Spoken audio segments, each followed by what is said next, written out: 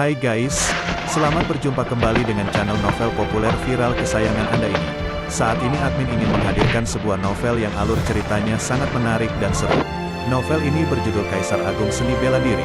Sebelum mengikuti keseruan ceritanya, mohon bantuan kalian untuk subscribe, like, dan share video-video yang ada di channel ini. Selamat menikmati.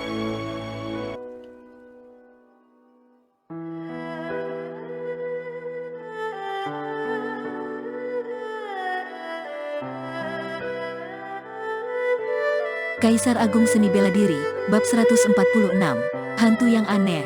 Kesadaran belati kematian yang menyebar di depan tidak jelas. Luo Xiu mengikuti perasaan kesadaran seni bela diri ini dan melangkah maju. Saat mereka maju makin jauh, kekuatan dari kesadaran bela diri kematian menjadi lebih jelas dan lebih kuat. Kekuatan yang tidak terlihat dari kesadaran seni bela diri membuat orang merasa bahwa tubuh dan jiwa mereka berada di ambang kematian. Luo Xiu melepaskan kesadaran bela diri pedangnya untuk melawan kesadaran belati kematian. Pada saat yang sama, diagram kedua hukum asal-usul hidup dan mati muncul di benaknya. Dia memahami misteri cakram dunia hidup dan mati, terutama yang berfokus pada misteri dari kekuatan kematian. Tanpa sadar Luo Xiu sudah tenggelam dalam situasi yang lupa akan diri ini. Dulunya, Long Ming adalah seorang petarung ulung yang sebanding dengan Kaisar Bela Diri tingkat ke-9. Dia memang telah jatuh ke tingkatan bawaan karena menggunakan teknik rahasia pengubah takdir, tetapi tingkatannya masih ada. Di bawah kesadaran belati kematian ini, dia sama sekali tidak akan terpengaruh.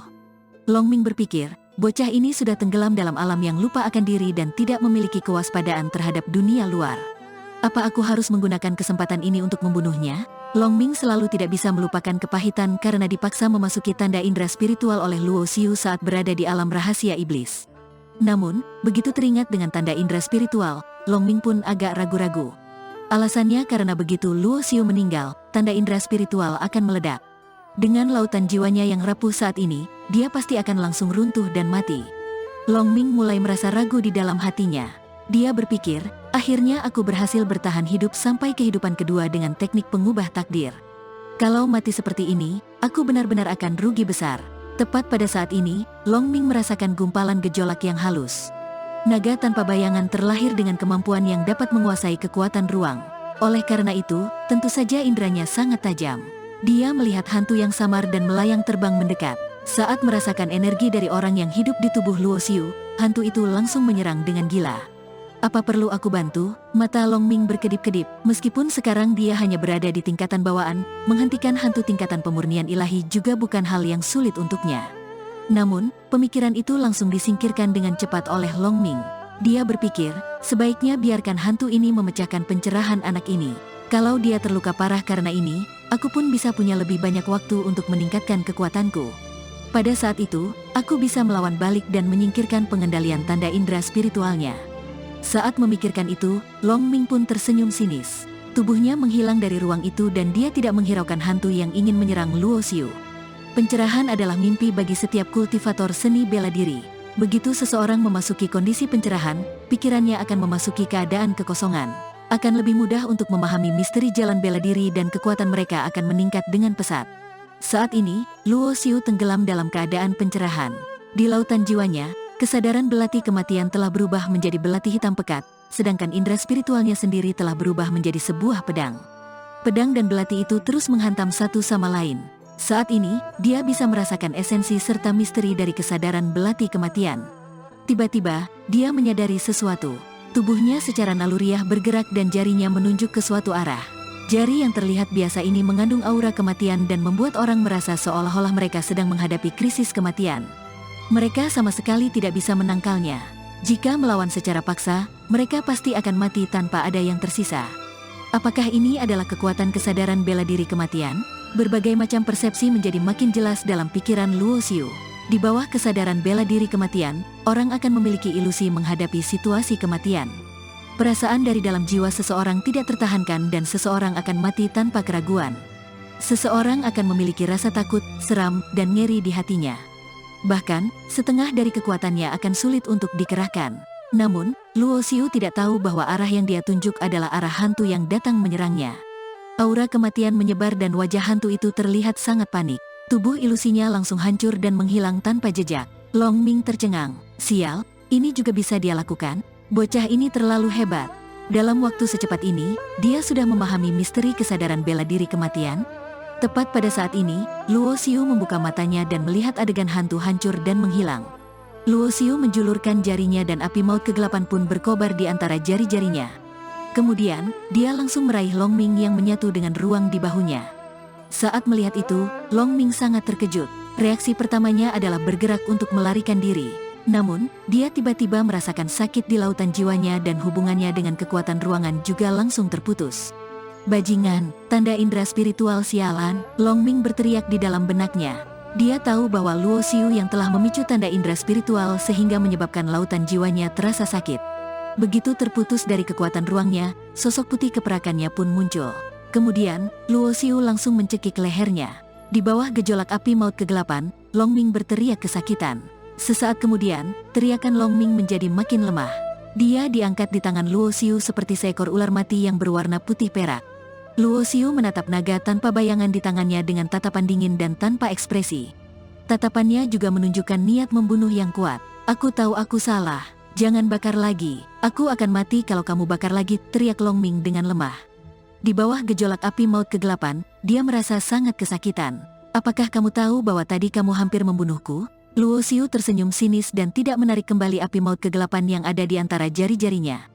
Aku tidak akan berani lagi. Long Ming berulang kali memohon ampun. Kalau terjadi sekali lagi, aku akan langsung memicu tanda indera spiritual dan membuatmu mati. Luo Xiu memperingatkan dengan sinis sebelum melempar Long Ming ke tanah. Long Ming terbaring lemas di tanah dan memarahi dirinya sendiri di dalam hatinya. Kenapa dia memprovokasi orang ganas ini? 50.000 tahun yang lalu, jika dia tidak menyelinap ke sekte Tarsuna untuk mencuri batu misterius, dia juga tidak akan ditahan di istana bawah tanah alam rahasia iblis dan hampir mati karena usia tua. Long Ming berpikir, Luo Xiu memang lebih kuat. Untuk sementara, aku akan menahan kekesalan ini karena kemampuanku masih belum terlalu hebat. Aku akan mampu beradaptasi dengan berbagai situasi. Biarkan bocah sombong sepertimu berbangga terlebih dahulu. Cepat atau lambat, aku akan mengubah keadaan ini dan melawanmu. Long Ming merasa sangat kesal, tetapi juga tidak berani menunjukkannya. Luo Xiu juga tahu bahwa Long Ming adalah seorang petarung ulung kuno. Long Ming rela ditanamkan tanda indera spiritual untuk mengikutinya karena dipaksa. Sebenarnya, Long Ming selalu ingin membangkang. Selama punya kesempatan, dia pasti akan menyerang Luo Xiu dan berusaha melepaskan diri dari kendali. Namun, Luo Xiu percaya, selama dirinya diberikan waktu yang cukup, dia pasti bisa menghancurkan kesombongan yang dimiliki oleh klan naga kuno itu. Adapun tentang keinginan Long Ming untuk melampaui basis kultivasinya, tentu saja Luo Xiu tidak akan membiarkan hal ini terjadi. Jangan berbaring di tanah dan berpura-pura mati. Ini pertama dan terakhir kalinya untukmu melakukan ini, apakah kamu mengerti? Luo Xiu berkata dengan suara dingin. Long Ming mengangguk dengan cepat. Setelah pelajaran kali ini, dia juga tahu dengan jelas bahwa orang ganas ini tidak boleh diprovokasi. Kehidupan menyedihkannya yang dikendalikan oleh orang lain hanya bisa terus berlanjut.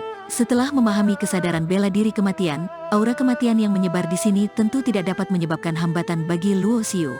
Kesadaran belati kematian ini telah melewati setidaknya 50.000 tahun dan masih dapat dipertahankan sampai hari ini. Bisa dilihat bahwa pemiliknya adalah seorang petarung ulung yang sangat hebat. Setelah berjalan melewati area yang dipenuhi dengan kesadaran bela diri kematian, energi yin yang kaya pun langsung datang. Energi yin ini sangat murni dan membuat Luo Xiu samar-samar merasakan tanda-tanda terobosan di basis kultivasinya. Jadilah pelindungku, Luo Xiu berkata pada Long Ming. Kemudian, dia duduk bersila dan mulai menyerap serta menyempurnakan energi yin murni di tempat ini. Dengan menyempurnakan energi yin murni semacam ini, efek kultivasi benar-benar berbeda dengan energi vitalitas peringkat surga dan peringkat bumi. Basis kultivasi Luo Xiu terus meningkat. Tidak lama kemudian, aura yang lebih kuat menyebar dari tubuhnya dan basis kultivasinya pun menerobos ke level ke-6 pemurnian ilahi. Sial, bajingan mengerikan sialan ini menerobos lagi. Saat merasakan gejolak vital sejati Luo Xiu yang makin kuat, Long Ming tiba-tiba meratap dalam hatinya. Makin tinggi basis kultivasi Luo Xiu, makin panjang jalan yang harus Long Ming tempuh untuk melampaui Luo Xiu dan menyingkirkan tanda indera spiritual.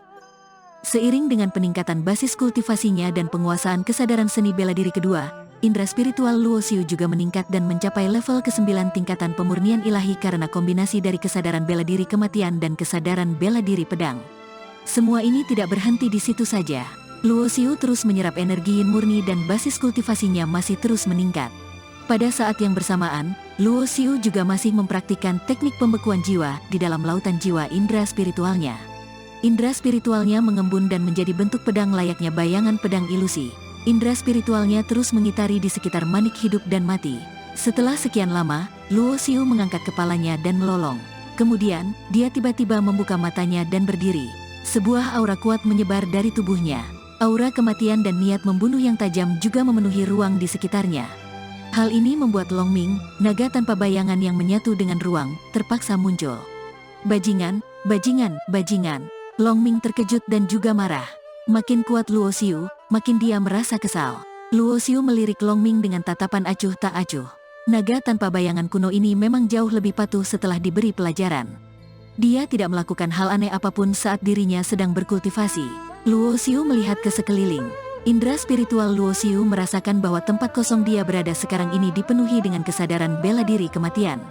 Hanya area sempit tempat dia berada saja yang tidak terpengaruh dan energi yin murni masih tetap ada. Energi yin murni ini tampaknya diblokir oleh kesadaran bela diri kematian dan akhirnya berkumpul di sini. Setelah berpikir sebentar, Luo Xiu pun mengerti.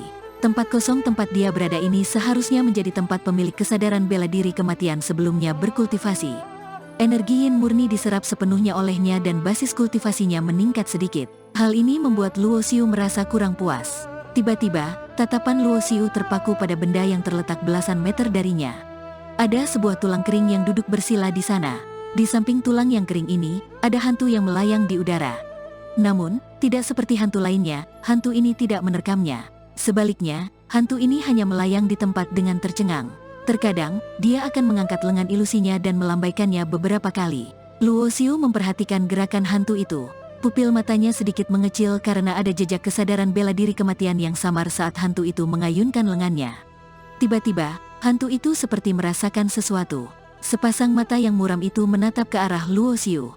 Hantu ini terlihat sangat berbeda. Dia seperti hantu yang memiliki kesadaran diri. Secara umum, hantu yang dapat merasakan kesadaran diri setidaknya harus mencapai tingkat raja hantu yang setara dengan tingkat penguasa bela diri dalam kultivator seni bela diri. Namun, gejolak aura hantu yang Luo Xiu lihat itu hanya berada di level ke-7 pemurnian ilahi yang masih jauh dari alam raja hantu. Siapa kamu? Luo Xiu merasakan sebuah gelombang indera spiritual. Luo Xiu menatap hantu yang aneh itu dan berkata dengan tenang, "Aku adalah Luo Xiu, siapa kamu?" "Siapa aku?" Hantu itu tampak bingung dan sedikit tercengang. Dia terlihat sedang serius memikirkan siapa dirinya. Luo Xiu menatap Long Ming dan bertanya, "Saat aku berkultivasi tadi, hantu ini selalu berada di sana?" "Ya, hantu ini sepertinya memiliki obsesi yang kuat selama masa hidupnya. Oleh karena itu, obsesinya masih tetap ada, bahkan setelah dia meninggal dan berubah menjadi hantu di wilayah energi yin ekstrim ini." Long Ming melanjutkan, "Pada zaman kuno, ada legenda yang mengatakan bahwa obsesi beberapa ahli seni bela diri bahkan dapat melampaui reinkarnasi dan tidak pernah menghilang setelah 100 kali bereinkarnasi." Obsesi. Luo Xiu sedikit tergerak. Dia teringat dengan perasaan khusus yang dikatakan roh samsara saat dia menghadapi Yan Shiruo. Perasaan khusus itu adalah semacam obsesi. Matanya menatap ke hantu yang masih memikirkan siapa dirinya. Apa obsesinya?